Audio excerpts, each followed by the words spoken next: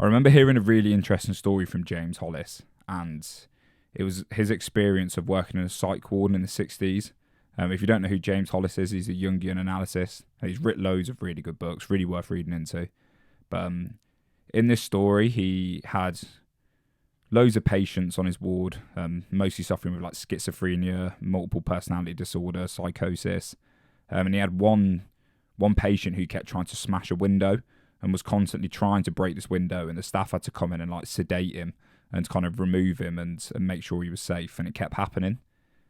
And he got to the point where he just asked his staff members, he was like, has anyone asked why he keeps trying to do this? And for some reason, no one had asked him why. And he just thought interesting. So he went in to have a conversation with him, and he asked the guy, like, why do you keep trying to smash the window? And the guy's response was, I believe they're trying to suck air out of the room. And I remember just thinking, wow. It was one of the mind-shattering moments of, like, this guy that was doing this such quite blatantly illogical action, and this quite dangerous action, this quite, like, mentally scary action, was doing it from a place of trying to save himself. And it made me think of and reflect on all the decisions that humans make that are self-destructive, all the decisions, the micro decisions that I make in my life, like not going to the gym and eating the junk food, or spending the money I shouldn't be spending, when I sit there and watch TV and scroll through YouTube instead of reading the book. It made me think of when we do them actions that are self-destructive, that we're coming from a seemingly logical place. The part of us that's making that choice, the part of our psyche that is choosing to do that behavior, thinks it's the best logical way to act. And so to heal and to get better is to not discipline. It's not to shame ourselves into more action. It's to understand why we think that is the best way to act. And when we come with that inflection point of a curiosity of understanding why we think that's the best way to act and why we acting like that, instead of trying to fix it and solve it and trying to suppress it and discipline ourselves, we then open the world up to the inner exploration of our psyche and understanding the parts of us that make up the whole of our personality or the structure of our sense of self. And I just find it interesting how the typical advice, the self-improvement advice, is that you just need discipline. You just need to discipline yourself into a new way of being. You need discipline, and you need to use shame, and you need to just grit your teeth and go and just not do the actions. But how are you going to suppress something that thinks it's right? So the part of you that is making the unhealthy decisions, the self-destructive habits, believes that it is doing the right thing. It's coming from a point of where it's managed to rationalize and use logic from its own experience to think that eating this junk food is the best thing for me to do. Going out and cheating on my girlfriend is the best thing for me to do. Going out and spending all my money on drugs and alcohol is the best thing for me to do. And you can't use discipline to overcome that. There needs to be a level of understanding. There needs to be a level of curiosity and compassion to overcome and to see where it's coming from and to help integrate a new healthy way of looking at the world. You don't change someone's mind by shaming them.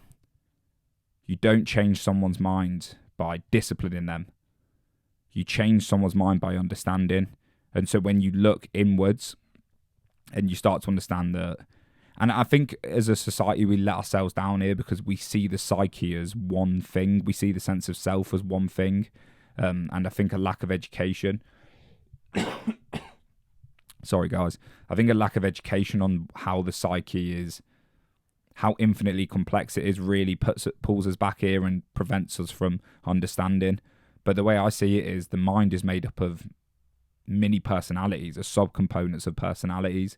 In Jungian psychology, they're called complexes, and they're clusters of energy that have been created through experiences, and they've kind of been frozen in time. And this cluster of energy, which is an interpretation of an experience that has happened, gets locked in the personal unconscious, in your unconscious mind, and then it kind of acts out and behaves how it sees the world through that experience. And so you've got parts of you a part of you that is just a part of you that's related to the mother. How does it see the mum? How did you relate to your mum? How did you have an experience with your mum? How did your mum relate to you? What are the roles she played? What are the desires and expectations of her? It's the same with a father complex. You've got a part of you that is hugely imprinted into your psyche that comes from the relationship with your father.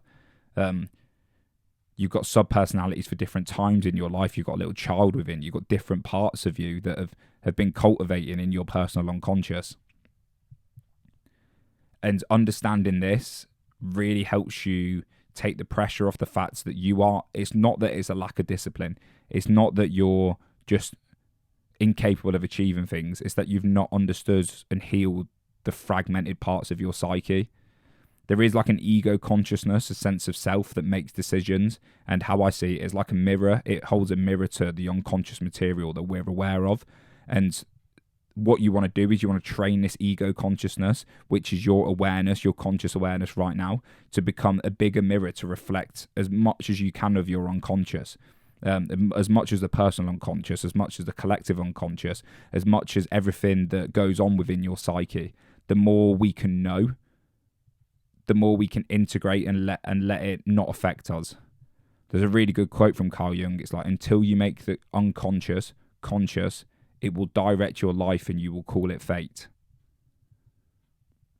And in a way, we get possessed by ideas, we get possessed by behaviors, because when a complex or a part of us gets activated and acts, it overcomes our awareness, it overcomes our conscious will, and then we're just at mercy to whatever that complex wants to do. And this is how you can have a goal and an idea of, I want to go to the gym and be healthy and be shredded and look good and do all this stuff and earn money, but then on the complete contradictionary side, you're doing every other habit that goes against that, because you've got different parts of you that are pulling you in different ways. And when you see someone and their life is like chaotic in a way, you go, just pull yourself together. What does that indicate? It's that your self is in fragments, it's in parts, and you've got to learn to try and bring it into a whole. And when you're doing that, you're bringing it into your ego awareness, you're bringing it into your conscious awareness. But to do that, you have to become aware of the moving parts. And so it's about understanding a relationship of all the different parts and all the different bits of you that are making decisions and pulling you from direction to left to right. And the more you can integrate, the more you can become aware, the more you can have a relationship to these parts, and the more you can not let them control you. And the more you can dialect with them and keep them happy and understand them and have a relationship with them and meet them with love and compassion. And then they become more integrated, they become more whole.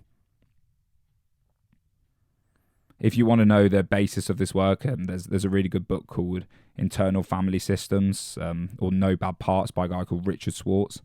Or you can just read a bit of Jungian psychology. You'll get the ideas of complexes.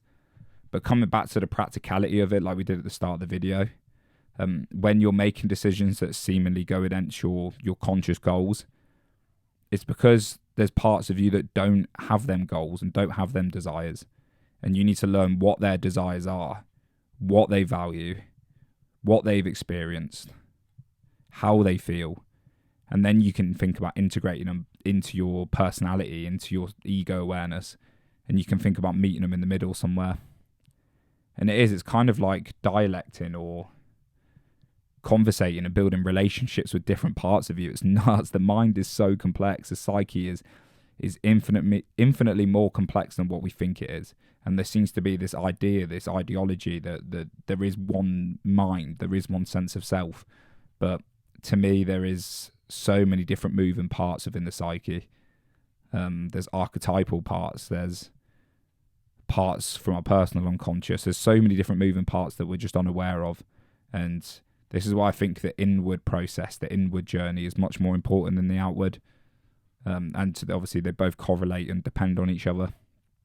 But meet yourself with compassion and empathy and try to understand where you're coming from when you make these decisions. Because when you do that, when you come at yourself with curiosity and compassion, you come from a place of seeking to understand, and you radiate that energy throughout your mind, and it takes the pressure off, it takes the shame away of doing the bad habits.